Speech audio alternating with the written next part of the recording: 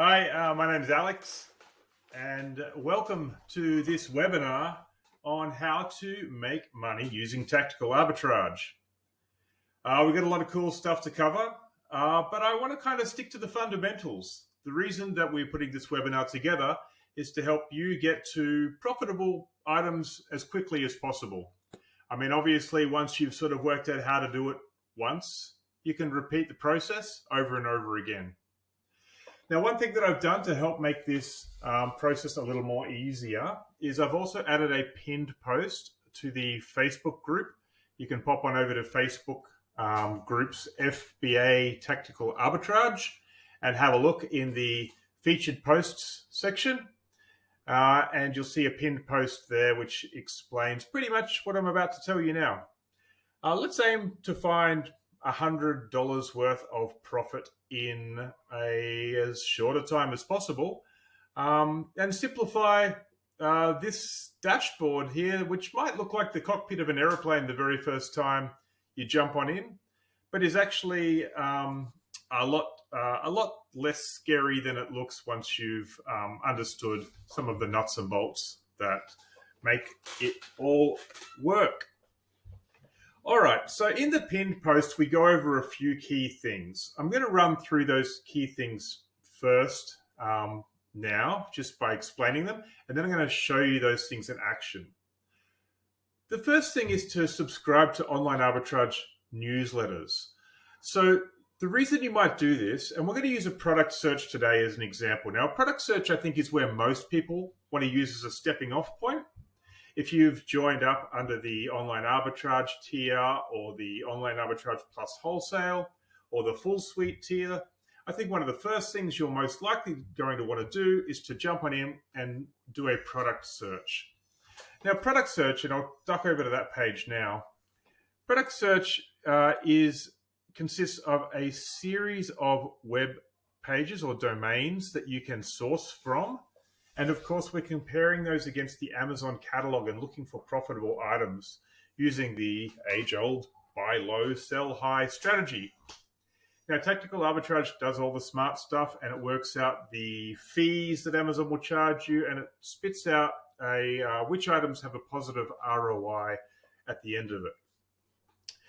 Now, what I mean by subscribe to the different newsletters is, if I go on to a site here, let's say 511 Tactical, open that up. And if we scroll on down to the bottom of the page here, there'll usually be some kind of newsletter. Get the latest intel. Sign up for updates from 511 Tactical. Easy. And then you can point that at a email of your choosing, one that you check in on daily, which will populate with all of the different, promotions. That's kind of what we really want to see, is coupon codes, promotions, anything like that they currently have going on at their site that we might be able to leverage for the best online arbitrage outcome for us. Now, there is, if you don't really want to fill up one of your own email boxes, there are other tools out there. There's a third-party tool, which isn't actually owned by me, but called SalesGazer. SalesGazer is pretty cool in that you can go through and add a bunch of stores here. You can pick stores that exist in Tactical Arbitrage only, and you can populate this with, it's kind of like a little email inbox itself, and it's going to help you get to those newsletters a little bit more easily than going in and signing up one by one. So up to you. You can either stay in charge of that yourself using your own email inbox or use a third-party tool. So the next thing that we talk about in the pinned post over at Facebook is to apply discounts, including those used in cashback sites. So I guess I'll do this as I go and explain what I mean by that. So let's pick a site to source from. I'm not super big on sporting gear myself. I like toys. Everybody's different. Some people really love sourcing sporting gear. Some people love sourcing homewares. Some people love sourcing computer parts, which is a really profitable niche there. But let's go toy store. What do we got? We've got You've got Big Bad Toy Store. Of course, you've got Target. You've got Walmart. You've got your Disney. If I type in Disney there at the top, it'll show me the Disney store. Let's pop over to Disney using, once again, this little link icon here and see if Disney's got any current promotions. Free shipping. That's always handy. We just got to spend over $75. Not hard to do when you're sourcing. 12 days of magical deals. Ends tonight up to 40% off. I'm not seeing a coupon code there that we can really use. That's not to say that you necessarily always need the store to have a coupon code to find profitable items. So let's dispel that myth right now. I like to stack discounts. So if you go to the source price adjustments down here, you'll see there's actually 3 settings. You've got store discount, you've got cashback. So store discount is if Kohl's is having a 20% off sale, you want to make sure you calculate your profits properly. So you place a discount percentage in this box. Now cashback is more like a rebates type store. In this particular case, it's recommending Rakuten and saying that there's a 10% off discount happening over at Rakuten right now. Let me see if I can confirm that. Rakuten. Okay, Disney, 10% cashback. Shop Disney with 10% cashback. That's actually pretty high. That's a good. Oh, 1 day only, 10% cashback. That's why. So it's a limited deal that Rakuten has, and I guess all of these cashback sites have various promotions at different times. If you're in the United States, you can also utilize this pop open as well, which will help you populate those different stores. We will roll this out for the other countries at some point. At the moment, you'll find that this works really well for the United States, and we'll show you the different discount cashback sites that are available here. Of course, when using a cashback site, don't forget to click their link when it comes time to checking out so that they can credit you with the cashback amount. There's gift cards as well. You might have heard of sites like raise.com. Sometimes they'll have discounts. If I turn that on, we'll see if there's any discounts today. There's not, but if there was a gift card over at raise.com, we would be able to see that there, and we might want to pop over and grab that as well. And all going well, we would stack the store discounts, the cashbacks, the gift cards, and we would get the best possible buy price that we could get. The next thing that I say in the guide on how to quickly get results with product search over on Facebook is keep your filters loose. Now let's do that now. So when you first go into here as a new member, you're going to come in as a basic user.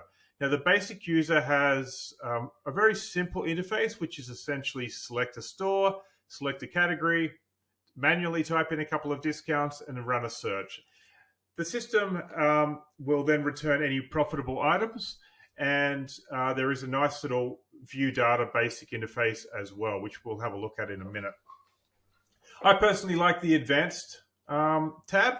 Now the advanced tab is not that scary once you get to know it. It's essentially choose your website in a drop-down menu instead. You still select your categories, and then your filters are down the bottom here. Now, the filters might look like a lot. Apologize for all these pop-ups. It's a new system that I am working on at the moment to help guide people through, but it's set to pop up for everything on my account at the moment while we still build that in beta tests. So the source price adjustments we've covered. Now, if we go to the remove filters, you'll see that there's quite a lot of remove filters there. You don't need to over-filter here, and in fact, that's point number 4 on the guide, which says keep keep your filters loose is point number 3. I just said that. So keep your filters loose, and you've got a bunch of filters here. I like to do remove if estimated sales is less than. If there's less than 2 sales in a month, I kind of skip it. But you wouldn't want to add a lot more. So if you were to put in there as well, remove if ratings is lower than 4, for example, that would be considered maybe over filtering in some cases. Let's say, for example, you had a product which had a rating of 3.9, but estimated sales of 1,000 units per month, and it was a profitable item, then you wouldn't see that item in your results at all. They would be filtered out by the 2 conflicting filters there. So we have to have all of the different filters in there so that you can find a solution that works best with your flow. For example, you might want to remove products with a source price of less than $10 and more than $100. That's all well and good. That's fine to do that. Or you might want to remove hazmat products, which I have turned on at the moment, or if the buy box is suppressed. So each of these filters is going to mean something different to each user, but my recommendation generally would be don't over filter. So be aware of what you may remove by adding a filter. And also be aware that in the view data page, when you're actually looking at the results, that there are column filters, just like an Excel spreadsheet at the top of the page. So you could essentially use almost no filters here and then filter in the results page to get the same sort of outcome. So I'm going to just leave that as estimated sales. I'm going to make sure that my costs and fees are populated. I can see that I have something in here already from a previous search. Cost to prep per standard item, $1 to to cover some of the basic packaging, etc. to prep, or maybe you're using a prep and ship house. They could charge you $1 an item, for example. One of the advantages of using a prep and ship house might be that you are using one in a 0% sales tax state, and you're having the items shipped directly from your purchasing location directly to them and eliminating that sales tax event. You've also got some other options here. I put in an entry there for oversized products, cost to create a bundle, cost per pound to ship to Amazon. Your mileage may vary on what you put in on each of those. I also put in profit and ROI of 1%. Now, why did I put in such a low amount? Now, I personally like to put in a low amount to see any results I can. And I'm going to start that search now. Oh, yeah, sorry. I've got to turn Easy Bulk on. Oh, let's clear Easy Bulk from previous search. And I'm going to select, let's go toys, add to bulk. Okay, so we've got some categories there to search, and I'm going to hit search there. All my filters are in place, and the search is going to begin. One thing that I didn't mention at the top of the page here is I have got this set for a cache-only search. Now, I wouldn't necessarily recommend that you use cache-only, but in this case, for expediency, I have. Now, what cache-only is going to do is if the product has been recently searched and it is within a set period, and the set period that I have indicated here is within 10 days. If the product is searched in the last 10 days and is in cache, as in the price and the title and all of the information about that particular product is sitting in our databases, then we are willing to look at the item up to a length of 10 days. Now, your account may not have a cache length as long as 10 days. My administration account, of course, does, but in general, you'll see that this goes up to 5 days, and it is extremely useful. And I do mention in the guide that switch the cache to a range that is within the period of the site sale you are on. For example, if you've got a sale that's only been on for 4.5 days, for example, I wouldn't set the cache to longer than 4 days, because we want to catch the same prices that are listed on the website that we're sourcing from as we want to use in our calculations.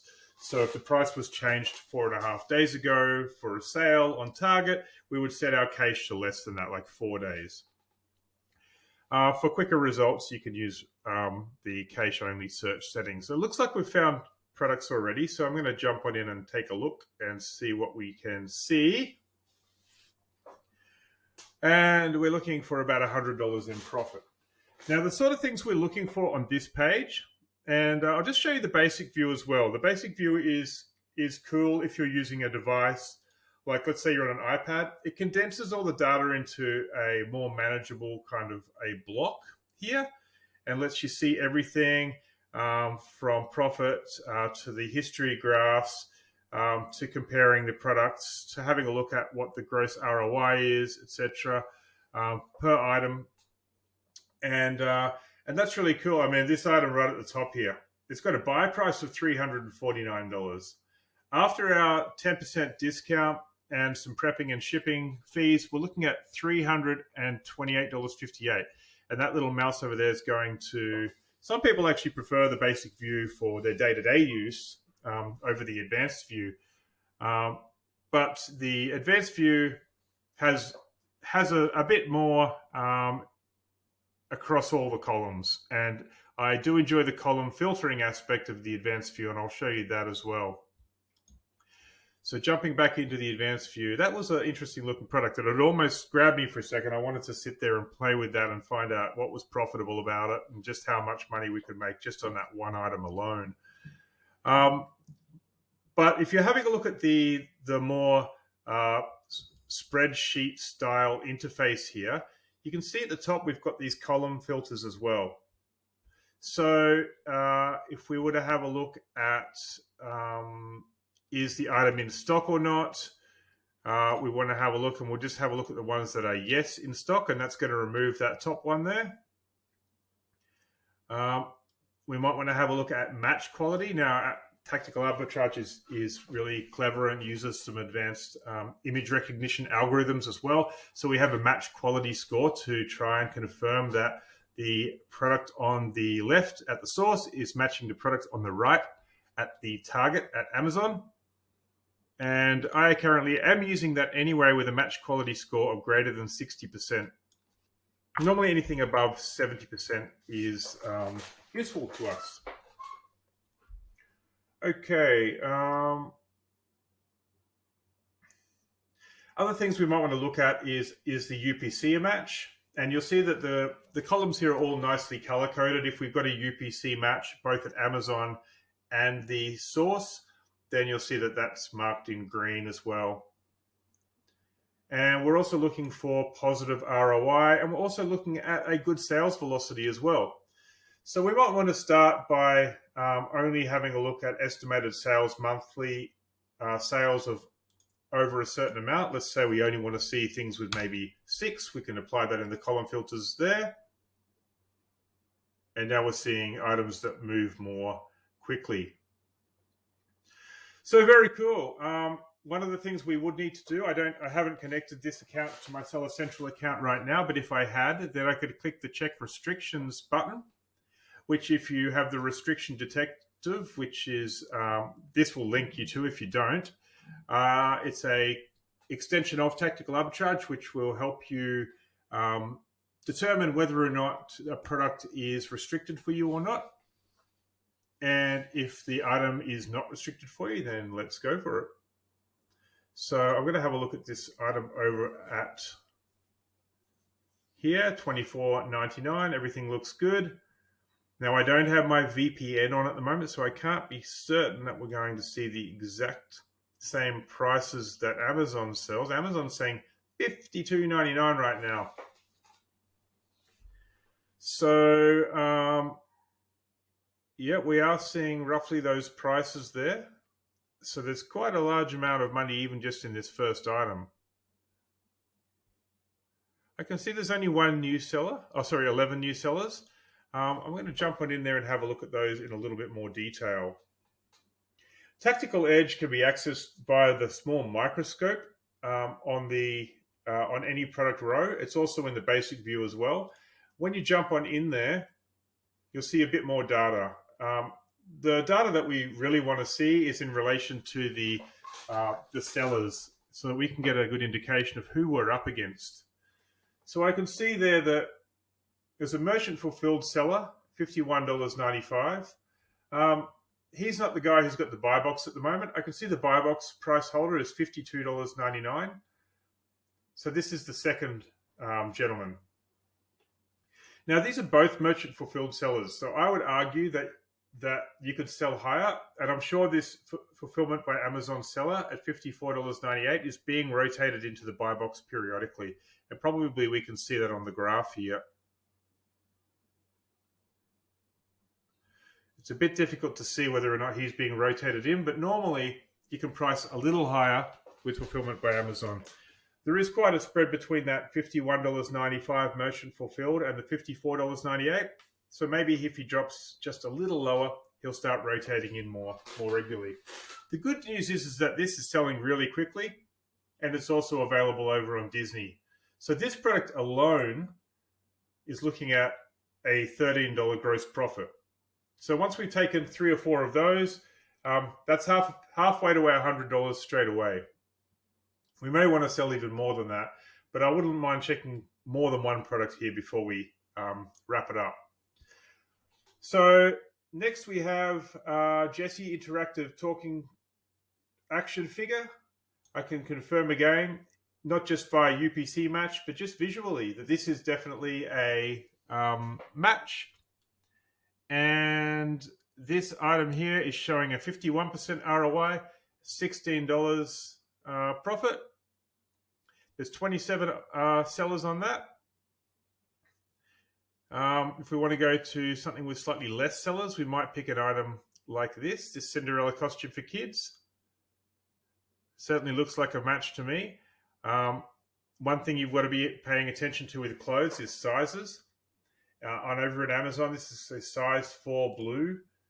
Over here, we have different sizes, and you may find that once we dig into this, that there's various sizes on the one listing. So we want to make sure that we don't accidentally pick a size which is incorrect. So for the sake of expediency on this particular video, we will skip clothing and shoes products. We'll move down to just a straight up single variation toy. So we've got Eeyore here, $11.99. Take off our 10% and add in our prepping and shipping fees. Comes to $11.92, landed at Amazon. And then we've got a $21.58 buy box price. After fees, we're looking at $15.87 items, $15.87. I've personally registered myself in the settings as a small and light seller. So this pricing here is as per small and light. If you are not a small and light program seller, then you will see slightly different pricing here. The rates, the fees are slightly lower on a small and light product when small and light is detected. But in this case, a small and light seller would see a gross profit of $3.95 per unit. It also has a very high sales velocity. Everybody loves Eeyore, and it looks like we're selling about 40 units a month according to this. The graph appears to be selling even more than that.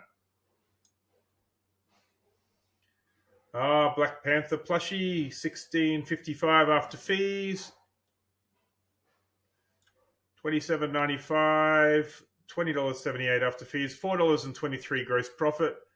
I'm trying to find that castle though. Where's that castle? That was great. I've got some Lego here. $29.99 comes down to $28.58. Selling for $47.96. Certainly not a small and light item. $35.55. We're looking at a 24% gross ROI and a profit of $6.97. And we are seeing sales on this item. Some pretty good sales. I might be cautious of this particular product though, based on the fact that Amazon is usually in stock and they've gone out of stock recently. So they may come back into stock and the price may drop back down. and you might be left holding a product in Amazon storage that you didn't want to. So it is good to keep an eye on when you see the Amazon orange indicator, and try and use that as a guide as to when they may come back into stock. Now, we recently did add in a couple of cool columns, which tells you how often Amazon has been in stock, and you can adjust that in the search as well, and only select products that have been Amazon's been in stock a certain number of percentage points over the last period of days. There's plenty of cool features like that built into TA. We won't go through every one of them now. What I am enjoying seeing here, though, is product after product with profit. Here's the castle. This alone, two of these items here. Let's have a look and see when Amazon's in stock. Amazon hasn't been in stock for a while. This has been selling for $477 regularly on Amazon for some time. Let's go back 90 days, have a look. Let's go back 180 days, have a look. So this is selling at that high amount, assuming I'm not restricted for this product.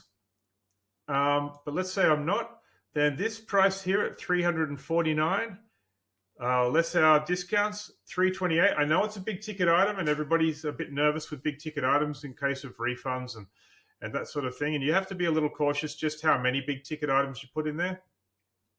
But there's a pretty good return on that with $51.08 profit. It's a 16% ROI. There are a lot of people on the listing, so you have to make your own decisions whether or not that looks like it's within your wheelhouse of something to jump on. However, there are a lot of little fish on here too.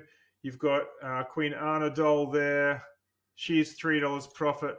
There's $2 profit there. $1.76, $1.44. You say, okay, well, why would I want a $1.44 profit? Okay, maybe you wouldn't, but if you go down to one of these, if we sort by gross ROI in the really low numbers, like let's have a look at the 1% range. Let me go way up the top here. 1% ROI. So what we're looking for here is a merchant fulfilled seller who is also really, so it's only 90 cents profit. So you think, oh, I wouldn't do it, you know. But if I go and have a look, you might find that merchant fulfilled seller has only got a couple of items, and there might be a sizable jump between him and the guy above him. It's not always the case, but in some cases, you can find that it's worthwhile jumping on the same listing as a FBA seller and taking over the buy box off him. So I can see that he's merchant fulfilled. He's only got one item in stock, 153. The guy above him is $13 higher. So there's already an extra $10 profit in this product, which is taking that into a higher percentage again. And as we go up, we've only got one in stock, one in stock, one in stock, one in stock. And then by the time we get to this merchant fulfilled seller who has 8 of them in stock, he's listing at $180 and he has 7.5% ROI, and a $12.61 product.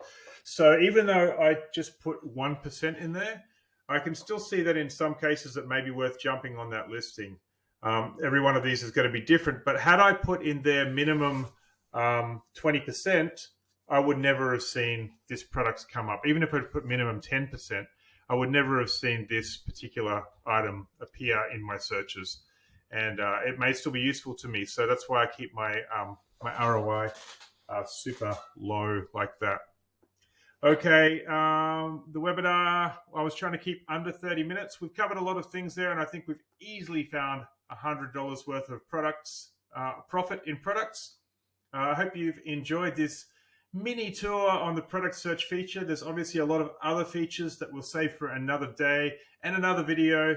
I hope you've enjoyed this, and I hope you can get excited, get out there, start getting those emails, start searching for those discounts, those cashbacks, stack those discounts, read the pinned post over at Facebook, and I hope your experience with Tactical Arbitrage is nothing but profitable.